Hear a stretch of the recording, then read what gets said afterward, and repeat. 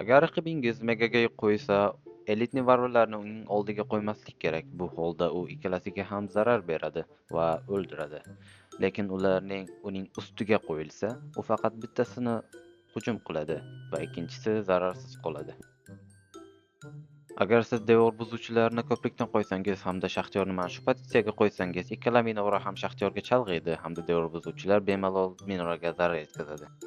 Agar mana shu Qo'chqor minorangiz tomon yugurib kelayotgan bo'lsa, baliqchini mana shu pozitsiyaga qo'yish xato hisoblanadi, chunki uni susaytirib zarar yetkazadi. Lekin siz baliqchini mana shu yerga qo'ysangiz, u uni tortib oladi hamda ikkala minora ham uni ota boshlaydi. Agar minorangiz tomon Megaga kelayotgan bo'lsa, banditkani mana shu yerga tochni qo'yish eng yaxshi himoya hisoblanadi.